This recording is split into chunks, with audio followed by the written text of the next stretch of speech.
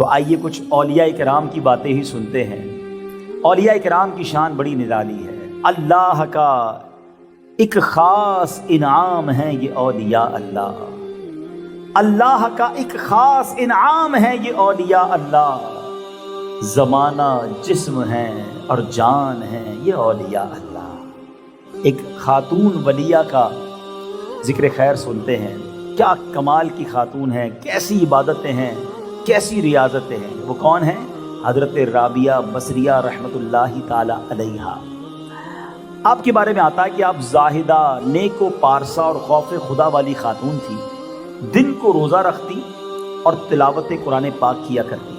آپ کے سامنے جب کوئی جہنم کا ذکر کرتا تو خوف خدا کے باعث بے ہوش ہو جایا کرتی۔ آپ نے ننگے پاؤں بیت اللہ کا حج کیا، کعبہ مشرفہ پہنچی تو ہیبت اور خوف کے مارے بے ہوش ہو گئی۔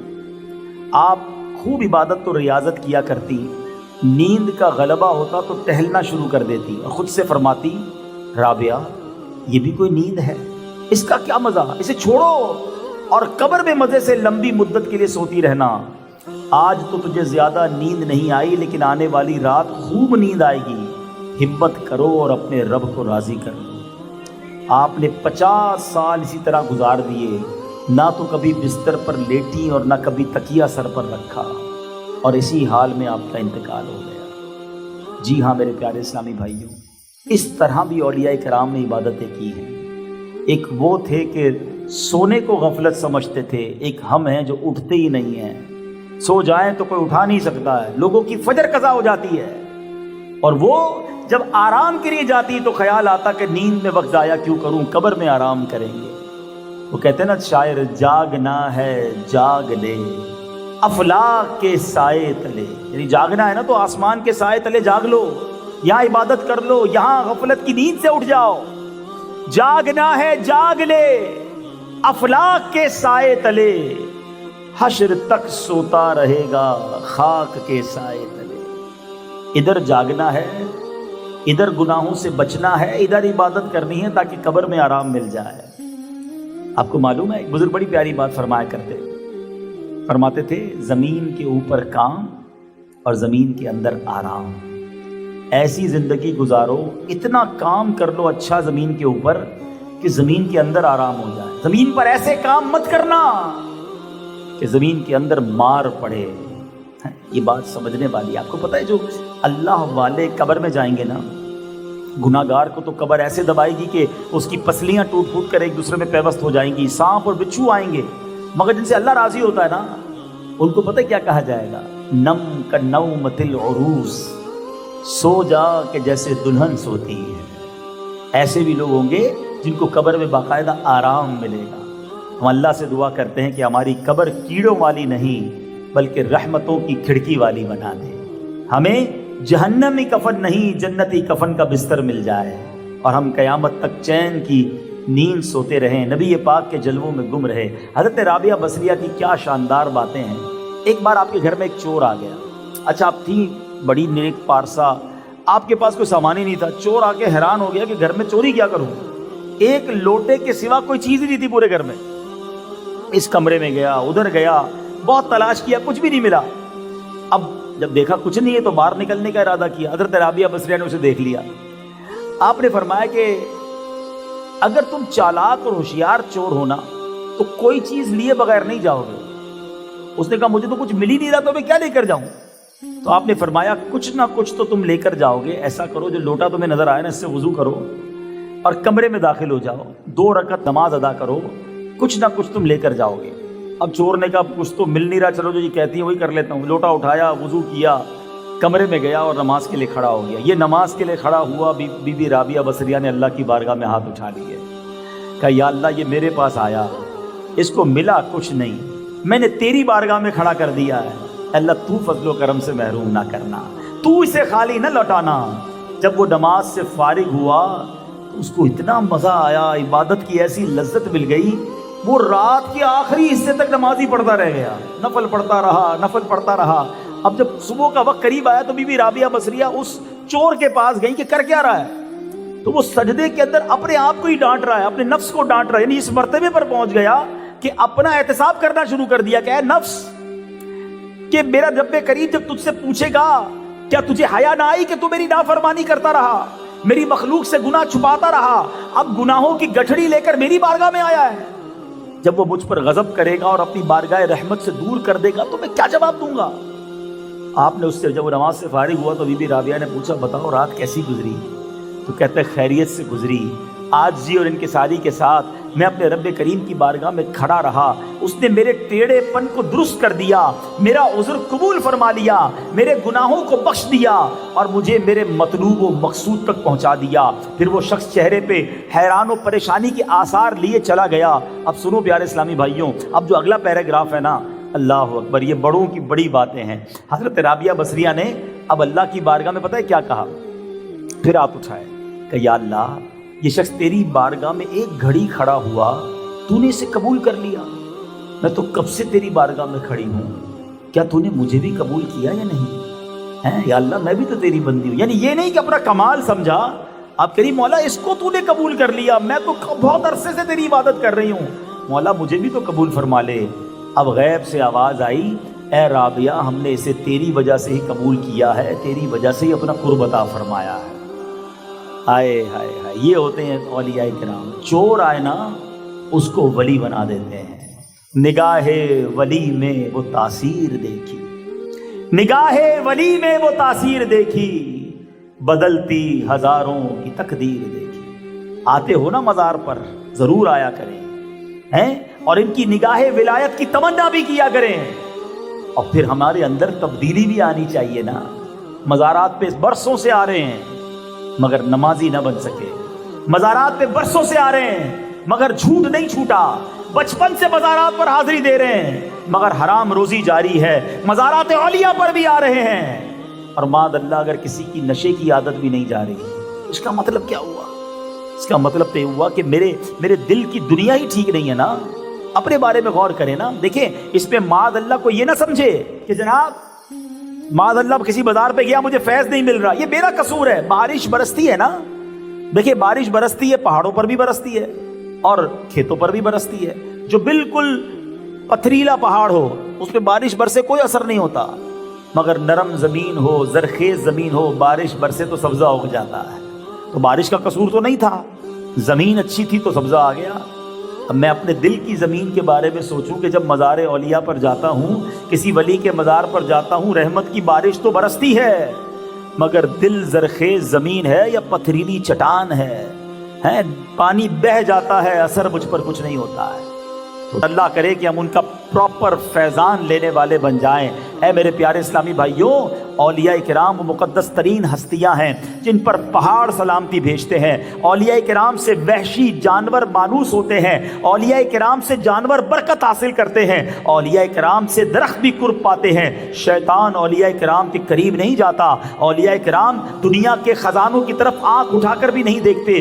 جن پہاڑوں پر اولیاء کرام کے قدم پڑ جاتے ہیں وہ پہاڑ فخر کیا کرتے ہیں۔ اولیاء کرام جب دنیا سے تشریف لے جاتے ہیں تو اہل دنیا ان کی جدائی پر غمگین ہوتے ہیں۔ اولیاء کرام جنت کے محلات میں رہیں گے، اولیاء کرام جنت کے باغات میں سیر کریں گے، اولیاء کرام جنت کی عمدہ سواریوں پر سوار ہوں گے، اولیاء کرام جنت میں اللہ کے کلام کو سنیں گے اور ان کے دیدار سے بھی مشرف ہوں گے۔ اللہ اکبر، یہ مبارک ہستیاں ہیں۔ اے میرے پیارے اسلامی بھائیوں، اسی طرح ایک اور بڑا کمال کا واقعہ حضرت بہلول دانا کا بھی سن لو، کیونکہ ہوا یہ تھا کہ خلیفہ ہارون رشید، ٹھیک ہے، اچھا دیکھیں اولیاء کرام سے جو فیضان لینا ہے نا، اس کے لیے ایک چیز بڑی ضروری ہے اور وہ ہے یقین۔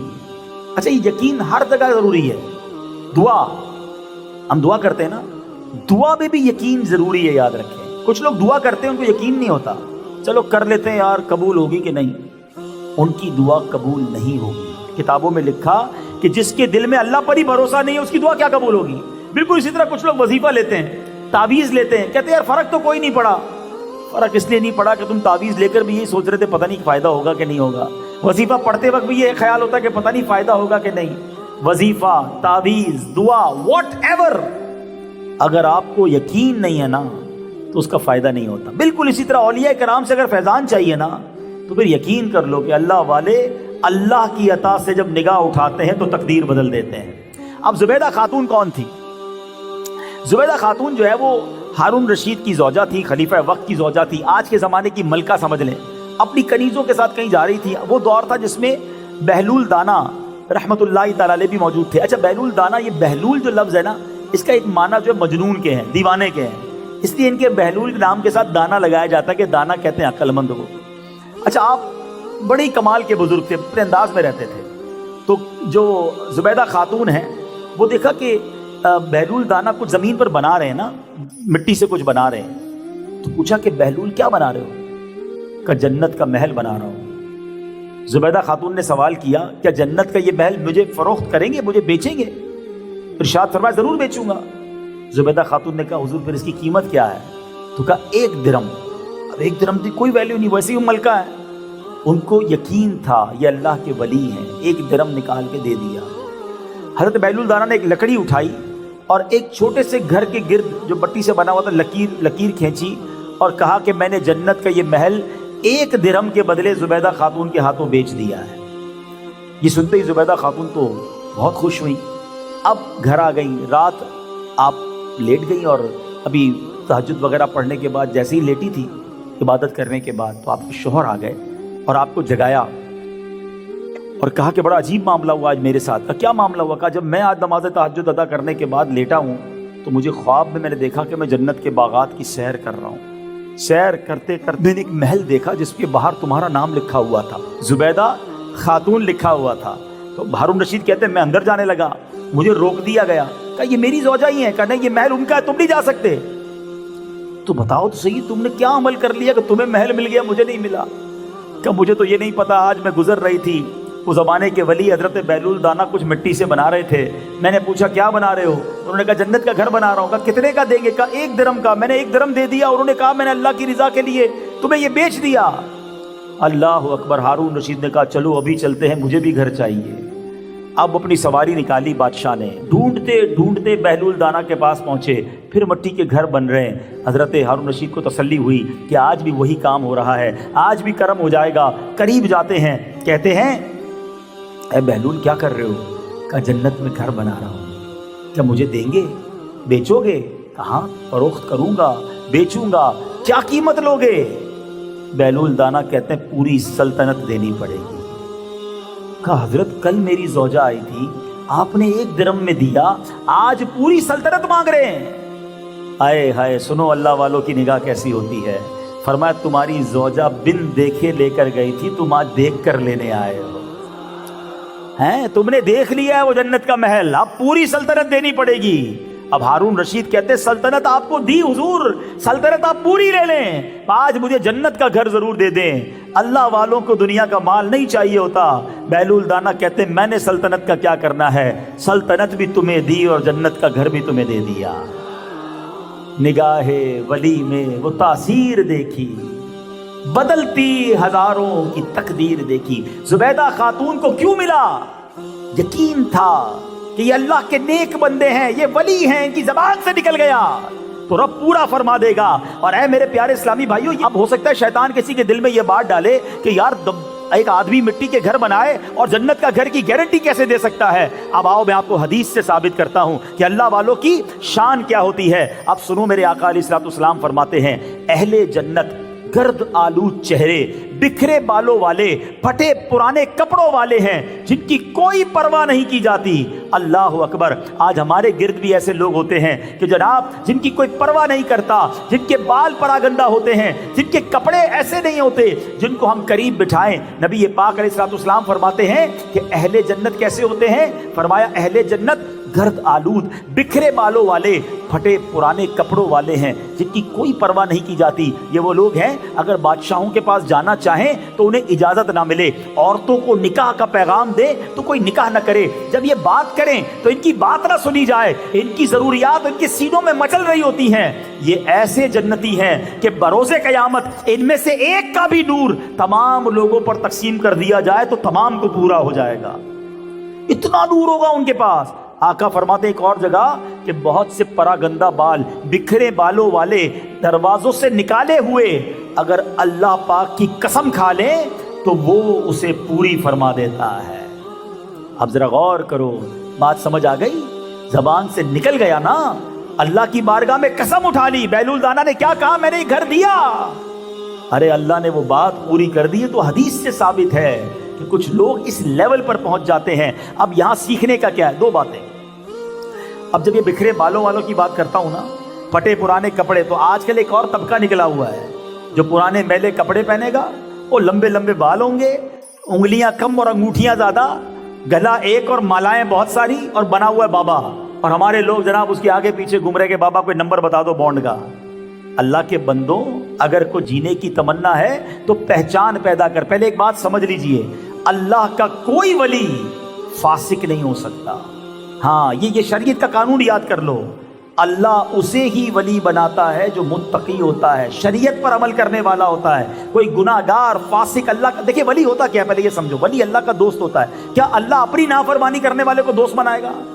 اللہ متقی، پرہیزگار، عبادت گزار کو اپنا ولی بناتا ہے۔ تو لوگ کہتے ہیں بھائی ہمارے پیر صاحب ایسے، بابا نماز ادھر نہیں پڑھتے، مدینے میں پڑھتے ہیں، صبح فجر کی نماز مدینے میں پڑھتے ہیں، ظہر بغداد میں پڑھتے ہیں، تو ان کو بولو دوپہر کا کھانا بھی ادھر کھایا کریں نا، کھانا تو ہمارے سامنے کھا رہے ہوتے ہیں۔ تو اب پاگل ہیں لوگ، ان کے پیچھے گھوم رہے ہوتے ہیں۔ تو یہ حدیث کا کوئی قطعی یہ معنی نہیں ہے کہ جناب جس کے کپڑے میلے تو جناب لمبے بال اور وہ ناخن بڑے ہوئے اور شریعت پر عمل نہیں اور اس کے پیچھے گھوم رہے، نہیں۔ اس سے مراد یہ کہ وہ عام طرح کے لوگ ہوں گے۔ ہمیں دیکھیں کوئی جبہ کبا ضروری نہیں ہے ولایت کے لیے۔ اور اس حدیث سے ایک اور بات سمجھنی ہے کہ ہمیں ہر بندے سے محبت سے بات کرنی ہے۔ اللہ کریم نے اپنے اولیاء کو بندوں میں چھپا کر رکھا ہے۔ ہاں، اس سے سمجھ لو بات کو۔ ہمیں نہیں پتا، ماشاءاللہ اتنا بڑا مجمع ہے، ہو سکتا ہے یہاں بھی کچھ اولیاء کرام موجود ہوں، بلکہ یہاں تک کتابوں میں لکھا کہ ولی کو خود بھی نہیں پتا ہوتا کہ میں اللہ کا ولی بن چکا ہوں۔ یہ اللہ کی مرضی ہے، کسی پر آشکار کر دے، کسی کو پتہ ہی نہ چلے، اور اس کا درجہ اللہ کی بارگاہ میں بہت بڑا ہو۔ تو ہمیں ہر بندے سے محبت کرنی ہے، عزت کرنی ہے۔ کسی کے کپڑے پرانے ہیں، کوئی غریب ہے، کوئی جناب دکھنے میں اچھا نہیں ہے، اس کو ذلیل نہ کریں، کیونکہ اگر اللہ کا یہ ولی ہوا نا، ویسے ہی مسلمان کو تکلیف نہیں دینی ہے، اور اگر یہ اللہ کا ولی ہے تو پھر تو میرا بیڑا غرق ہو جائے گا، کیونکہ احادیث میں یہ بھی مضمون ملتا ہے کہ جس نے کسی اللہ کے ولی سے بغض کیا، دشمنی کی، تو اللہ اس سے اعلان جنگ فرماتا ہے، اور جس سے رب جنگ کرے وہ تو بربادی ہونا ہے نا۔ میں میرے پیارے اسلامی بھائیوں، اپنے ملازمین، اپنے غریب رشتہ دار، عام مسلمان، ہم بس میں جا رہے ہیں، رکشے میں جا رہے ہیں، ٹرین میں جا رہے ہیں، جو بھی مل رہا ہے، اگر مسلمان ہے محبت سے بات کریں، پیار سے بات کریں، ڈرے اس بات سے کہ اگر یہ مرتبے والا ہوا تو میرا بیڑا غرق ہو جائے گا، سب کو پیار دو نا۔ اور پھر سبحان اللہ، جب اللہ کا نیک بندہ ہاتھ اٹھا لے تو اللہ اس کی قسم کو پورا فرما دیتا ہے۔ تو بہرحال میرے پیارے اسلامی بھائیوں، اولیاء کرام کی شان بڑی نرالی ہے، اور پھر سبحان اللہ اولیاء کرام کی کرامتیں۔ اچھا، بعض اوقات پھر یہ بھی ذہن میں آتی ہے بات کہ کرامتیں اتنی سناتے ہیں، اولیاء کرام کی باتیں سناتے ہیں، تو کرامت کہاں سے آ گئی؟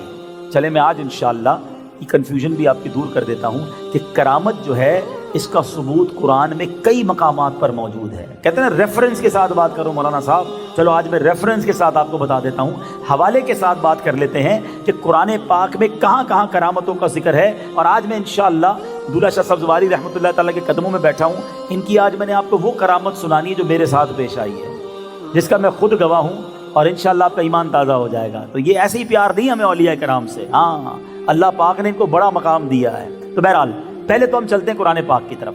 حضرت سیدنا زکریا علیہ السلام اللہ کریم کے نبی تھے، مگر ان کی اولاد نہیں تھی، اور بڑے کمزور ہو گئے تھے، عمر بھی بڑی ہو گئی تھی، برسوں سے ان کے دل میں بیٹے کی تمنا تھی، بار بار انہوں نے اللہ کی بارگاہ میں اولاد نرینہ کے لیے دعا بھی مانگی، مگر خدا کی شان نیازی کہ اتنی دعائیں ہوئی مگر انہیں بیٹا نہیں ملا۔ اچھا میں یہاں رک جاتا ہوں، حضرت زکریا کون ہیں؟ اللہ کے نبی ہیں۔ کیا دعا مانگ رہے ہیں؟ اللہ بیٹا چاہیے، اور برسوں گزر گئے بیٹا نہیں ملا۔ ہماری 1 سال کوئی دعا کر لیں، 6 مہینے دعا کر لیں، دعا پوری نہ ہو تو اللہ سے ہی ناراض ہو جاتے ہیں، اللہ پر ہی بدگمانی، یا اللہ دعائیں مانگ رہا ہوں، کعبے پہ جا کے دعا کی، اور جناب میں نے مدینے میں دعا کی، میں مزارات پر دعا کرنے گیا، بزرگ سے دعا کروائی، میری دعا ہی قبول نہیں ہوتی، اللہ میری سنتا ہی نہیں ہے۔ معاذ اللہ، معاذ اللہ، تمہاری میری اوقات کیا ہے؟ اللہ کے نبی ہیں، مگر صبر ہے، شکر ہے، اطمینان ہے۔ یہ جن کی دعائیں لیٹ قبول ہوتی ہیں نا، چلو ان کو بھی ایک مدنی پھول دے دیتا ہوں تاکہ تسلی رہے، اللہ سے بدگمان نہ ہوا کرو، اللہ پر اتنا تو بھروسہ کر لو یار، ہیں؟ یہ بات تو یقین سے کہو گے نا کہ اللہ ہماری ماں سے कई गुना ज्यादा चाहने वाला है। मानते हो ना इस बात को? ऐसा ही है ना, हमारे माँ बाप से ज्यादा मोहब्बत करने वाला हमारा रब है, बल्कि हमारे माँ बाप को देने वाला भी हमारा रब है। लेकिन आज अगर हम अपने बहुत सारे हमारे बच्चों की ख्वाहिशें होती जो हम पूरी नहीं करते हैं, बच्चे को बुखार हो तो उसको आइसक्रीम नहीं खिलाते, बच्चा रात को बाहर जाने की बात करे, मैं पता है हालात ठीक नहीं जाने देते, बच्चा ऐसी चीज मांगे जो मैं पता है इससे बिगड़ जाएगा, हम नहीं देते, हम मना कर देते हैं। क्यों मना करते हैं? बच्चा रो रहा होता है तो हम क्या कहते हैं, यार बच्चे को नहीं पता, मुझे पता है इसको कब क्या देना है, ये दूंगा तो खराब हो जाएगा, बीमार हो जाएगा, बिगड़ जाएगा। ऐसा ही है ना, तुम्हें बाप होकर पता है बच्चे को कब क्या देना है, मेरे मालिक को नहीं पता मुझे कब क्या देना है।